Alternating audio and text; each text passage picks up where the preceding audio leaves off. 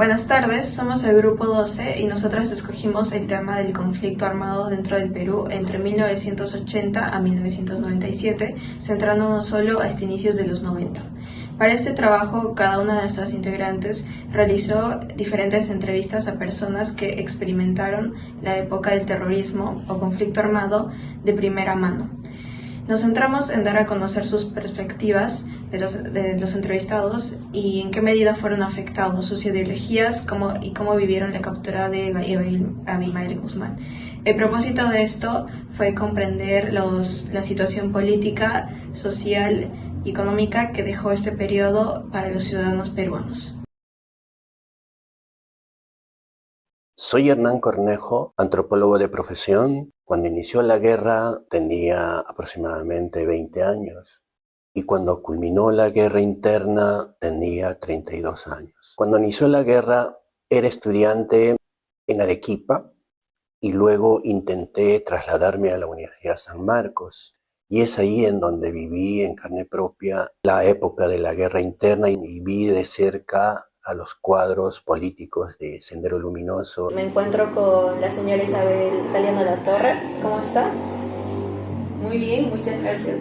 Mi nombre es Miguel Chaupis, tengo 55 años y durante el tiempo del conflicto armado yo era un niño y un adolescente hasta los 23 años en que culminó. Durante ese tiempo yo me encontraba pues obviamente estudiando en el colegio y posteriormente me encontré en la universidad.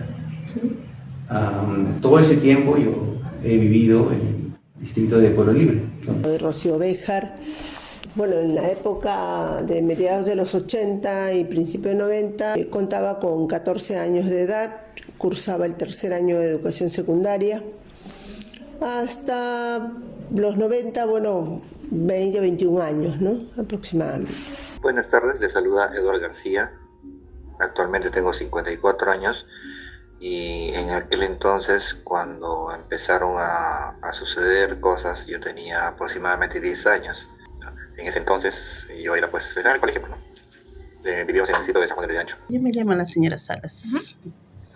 Ya, bueno, esa época tendré 25 años. O sea que usted vivió en primera mano la época del terrorismo. Ajá. Los comienzos. Los comienzos.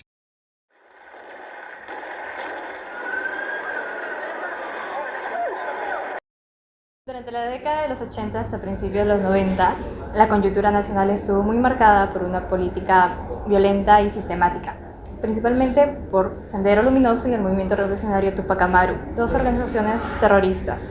Estos grupos emplearon la violencia como estrategia para infundir miedo y perturbar la vida cotidiana, afectando directamente el acceso a servicios esenciales. La infraestructura crítica, definida como activos esenciales para las funciones vitales de la sociedad, se volvió un blanco estratégico con actos de sabotaje que buscaban afectar la seguridad nacional y presionar a las autoridades, generando una profunda zozobra y paralización de actividades esenciales. Lo más significativo de esta época no simplemente se limitó a lo que fue la destrucción física, sino también a la destrucción sistémica y el trauma sociopsicológico colectivo que esos atentados provocaban. Estos eventos minaron la confianza que se tenía en la seguridad y la capacidad del Estado para proteger a sus ciudadanos. Un ejemplo claro de esta irrupción fue la instrumentalización del sistema educativo por grupos subversivos, que se infiltraron en universidades y escuelas para expandir su ideología y reclutar a jóvenes, lo que llevó al deterioro de la calidad educativa y la estigmatización del magisterio. Este impacto, que abarcó desde la paralización de funciones vitales hasta la afectación del tejido social y la salud mental, redefinió la percepción del riesgo y se evidenció la necesidad de una resiliencia integral en nuestra sociedad peruana. ¿Cuál fue el atentado terrorista que más la marcó? ¿Cuál fue el atentado que le generó mayor impacto? El atentado terrorista que más le marcó. ¿Cuál fue?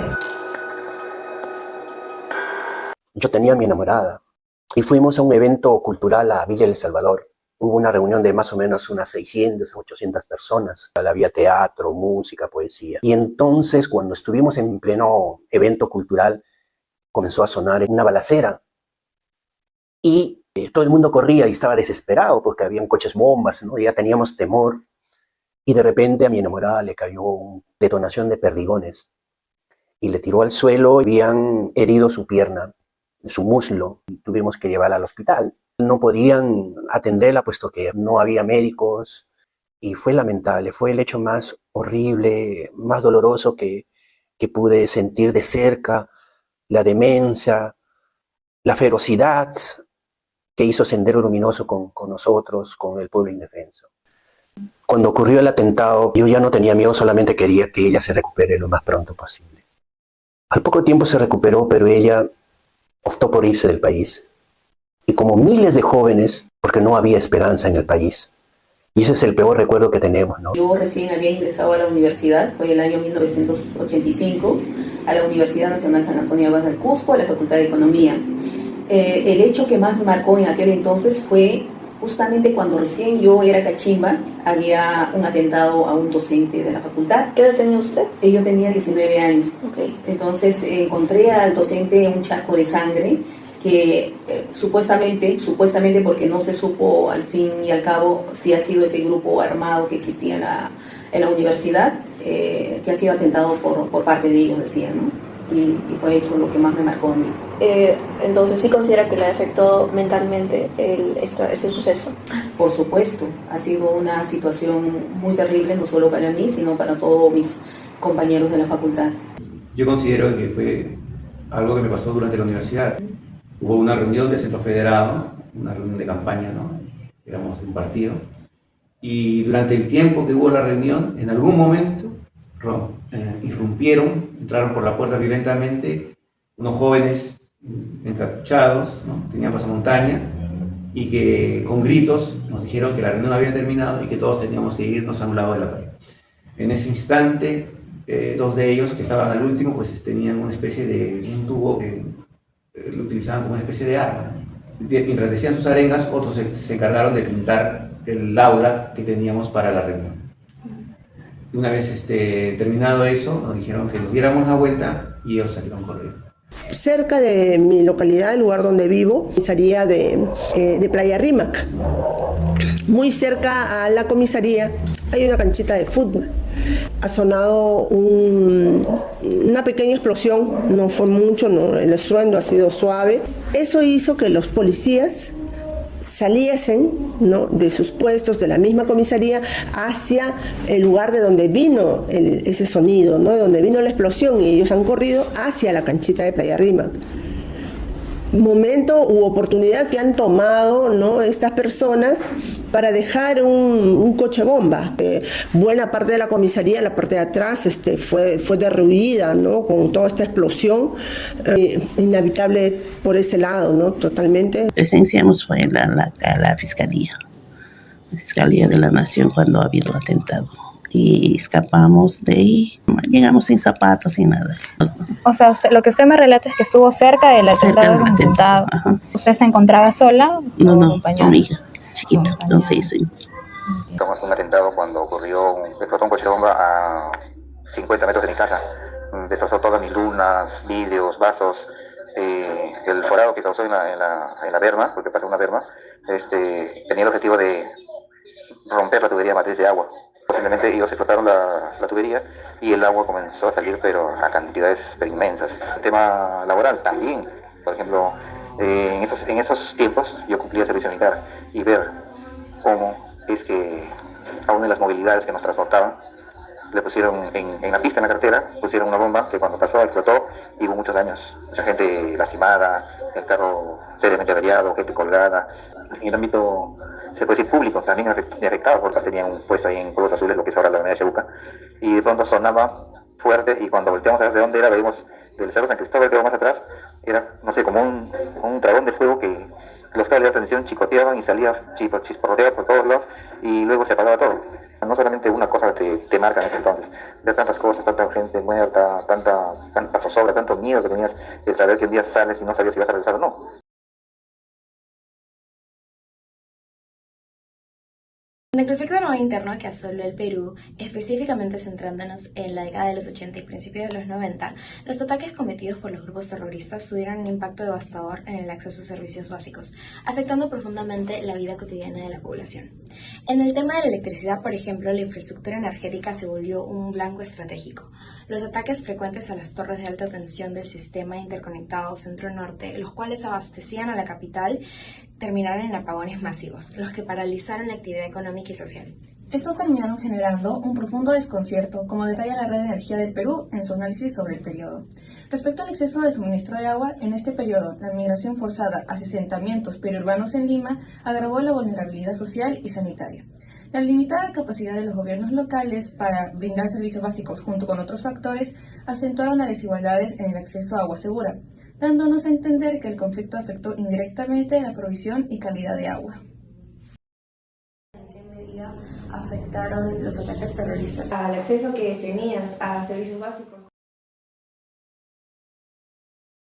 En ese entonces, cuando pasó lo de mi casa, bueno, no tuvimos agua varios días, creo que 4 o 5 días estábamos sin agua, la gente no sabía qué hacer. La verdad que parecía, no sé, pues de una zona de guerra quizás, la gente andando con sus bicicletas, con sus scooters, ¿ya? O bicicletas, o al hombro, o en los brazos, cargados sus bidones, sus baldes, sus botellas, para llenar o buscar dónde pueden conseguir un poco de agua. De la nada, se iba la luz. Prácticamente vivíamos varios días en tinieblas, con velita, porque a cada rato la luz se iba. Cortaban la luz, se cortaba el agua. Justo en ese tiempo también hubo el tema de... Comenzó a haber hiperinflación y bueno, todo escaseaba, todo era colas. Aparte de las colas, todo era atentados y la verdad que bastante temor, bastante falta, carencia de todo por todos lados. Me acuerdo que yo por ese tiempo tenía 11 años tenía, y era una Navidad. Estábamos todos en familia, reunidos, esperando la llegada de la hora de las 12, ¿no? Para celebrar la Navidad. Y faltando 5 minutos, detonó, se escuchó un estruendo y se fue la luz. En algún momento, al inicio fue gracioso, pero luego lo tomamos en serio porque se escucharon más y más detonaciones. Y ese fue el inicio de una serie de actos en las cuales la luz se fue.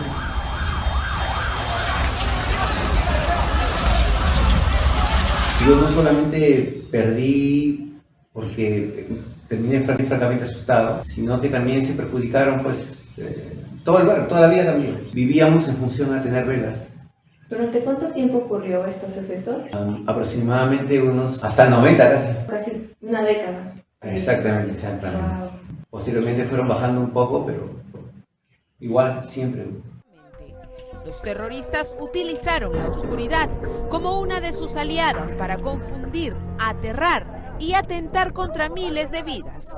Lo tenían todo planificado y empezaban por traerse abajo las torres de alta tensión, dejando la ciudad en tinieblas.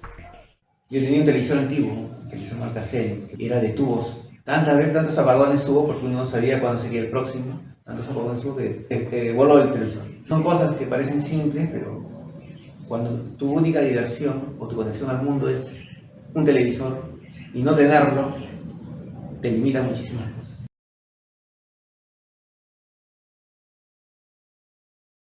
El conflicto armado interno en Perú, también conocido como Tiempo del Terror, se desarrolló entre los años 1980 y 1998 y representa el episodio de violencia política más prolongado y letal en la historia moderna del país. El principal protagonista fue el Partido Comunista del Perú, Sendero Luminoso, en el que ocurrieron asesinatos, masacres, atentados y castigos especialmente dirigidos contra comunidades campesinas de la Sierra Central, en Ayacucho.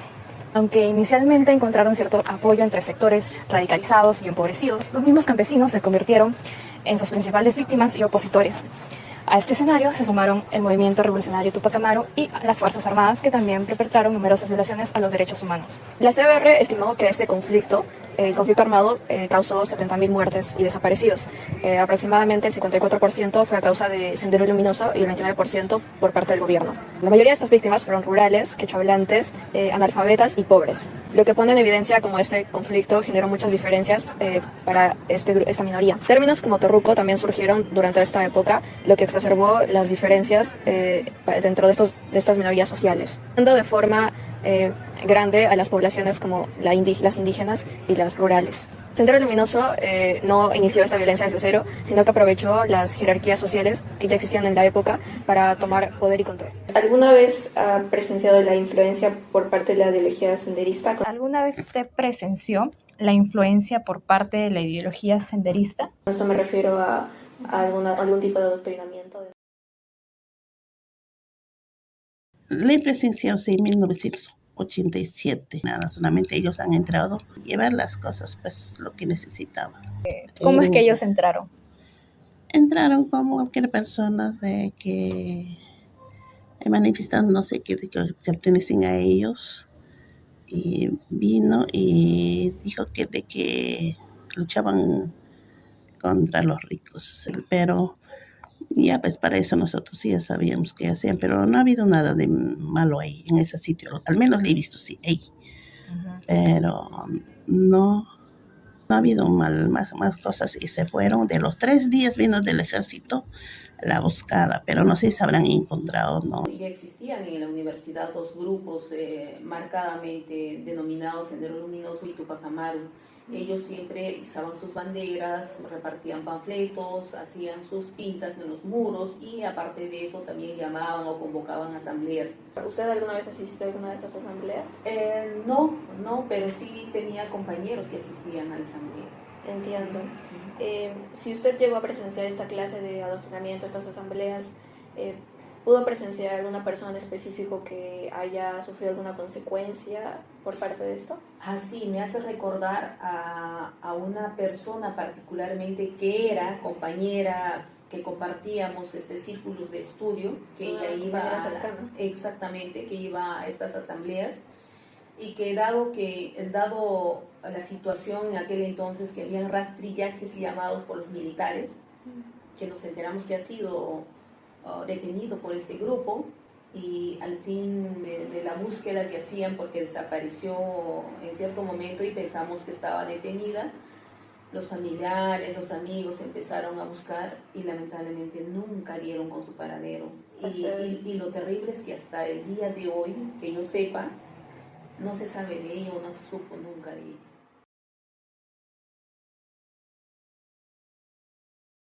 Finalmente, el 12 de septiembre de 1992, Abimael Guzmán fue capturado por la policía antiterrorista peruana en una casa de clase media en Surquillo, en Lima. Guzmán y sus dirigentes de Sendero Luminoso no opusieron resistencia ante el apresamiento, según fuentes oficiales. El Grupo Especial de Inteligencia, más conocido como el GEIN, fue el encargado de la captura de Abimael Guzmán. Este grupo surgió en 1990 como una rama de la DIRCOTE. Ellos llevaron a cabo la Operación Victoria. Su objetivo de la misión era lograr la captura del llamado Comité Permanente, en donde los líderes de la organización eran Abimael Guzmán, su esposa y Oscar Ramírez Durán. Tras la noticia, la población peruana reaccionó con júbilo y los percibieron como el fin de una era de terror, colocando banderas nacionales en sus viviendas y en sus vehículos. Sin embargo, las autoridades permanecieron alertas ante posibles represalias de Sendero, rodearon la sede de la DIRCOTE con 5.000 agentes. ¿Cómo vivió la captura de Abimael Guzmán y qué significó para usted? La captura de Abimael en el año 1992 fue una gran noticia y una alegría para el país. Sentimos un gran alivio con la captura, puesto que los 12 años de guerra interna había desangrado al país. Entonces, en general, cuando lo capturaron, ¿sentiste alivio? ¿O hubo algún sentimiento de miedo o temor a que se ocurrieran represalias para liberarlo? ¿O que aumente la violencia a partir de su captura, como en cuestión de venganza? No, las familias sentimos gran alegría, una gran tranquilidad. Yo recuerdo que cuando vimos las primeras imágenes, nos abrazamos en casa y por fin pensamos de que esto iba a acabar, esta locura, este baño de sangre de durante 12 años iba a terminar. ¿Cómo te enteraste de la noticia? Nos enteramos por la televisión. Me parece fue un domingo en donde ya desde las 5 de la tarde ya habían primeras noticias de que se había hecho una incursión exitosa. Y aproximadamente a las 9 de la noche ya se dio la noticia a nivel mundial de que habían tomado preso a Abimael. Había muy poco acceso a fotografías actuales sobre Abimael y te sorprendiste al verlo encarcelado con traje a rayas ver la cara del genocidio más grande de Perú. Sí, Abimael hizo un culto a la personalidad durante todos los años de la guerra interna. Se mostraba como un líder, como un maestro, como un gran estratega militar que estaba dirigiendo una guerra popular. Y vimos en la televisión las primeras imágenes. Y primera vez vimos al líder que durante muchos años estuvo en la clandestinidad. La noticia, definitivamente después de 10 años, algo más tal vez, de toda esa violencia, todo ese terror, de todos esos enfrentamientos, ¿no?, entre el Estado y Sendero, ya estábamos bastante agobiados, ¿no?, por todo lo que pasaba. Y entonces cuando sale en la televisión, en los noticieros, que lo atrapan, he sentido, pues, personalmente un alivio. Yo creo que eso ha sido masivo, ¿no? Es un alivio, un respiro, por fin. Fue el inicio del fin, ¿no? El líder, ¿no?, ya había sido capturado. Entonces, ¿usted considera que, a pesar de que hayan capturado a Abimael Guzmán, todavía siguieron los movimientos de Sendero Luminoso? Sí, me parece que sí, hubieron noticias, ¿no? Cambiaron sus nombres, ¿no?, y su presentación. Fugaron o se escondieron, salieron del país, estaban como escondidos, pero sus ideales, ¿no?, han permanecido, pero ya no se podían desarrollar, porque ya nosotros, la colectividad, la comunidad, ¿no?, nadie ya aceptaba esas cosas, ¿no? Entonces ya se había llegado a una calma, a un dominio, ¿no?, de toda esa violencia. De tal manera que podríamos decir que se llegó a erradicar años posteriores.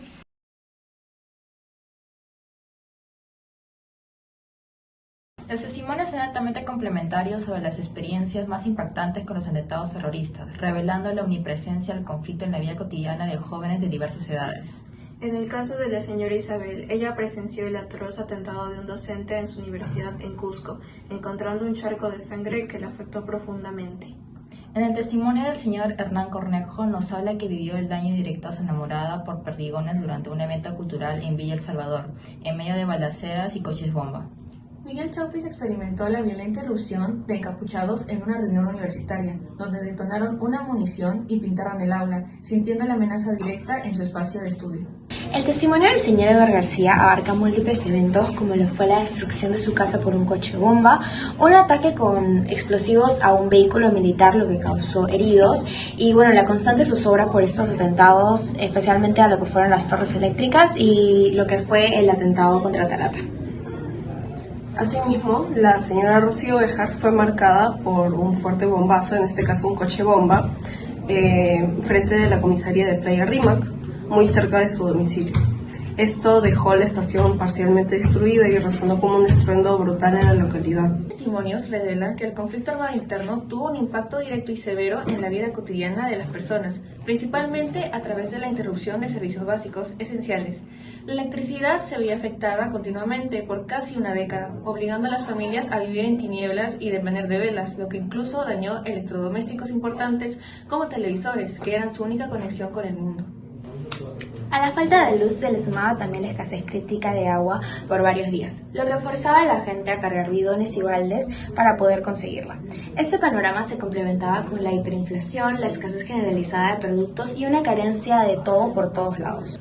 Finalmente, la señora Eusebia, aunque menciona en el atentado de Tarata, a pesar de no haberlo vivido, ella sí fue testigo del atentado a la Fiscalía de la Nación en 1993, cuando un coche bomba explotó frente al edificio institucional en el centro de Lima. Aquel día ella se encontraba junto a su hija y recuerda haber sentido un miedo paralizante por el fuerte estruendo. Este evento dejó una fuerte huella en su memoria por la cercanía del estallido. En conjunto, todas estas narrativas ilustran la brutalidad, el temor generalizado y la profunda afectación personal que los atentados sembraron en la población civil. Los dos testimonios revelan la profunda resonancia de la captura de Abimael Guzmán en la sociedad peruana durante el conflicto armado interno. Para muchos, este evento generó un inmenso alivio y la esperanza de un cese inmediato de la violencia que había desangrado al país por 12 años. Un sentimiento tan potente que llevó a abrazos y la creencia de que por fin esto iba a acabar.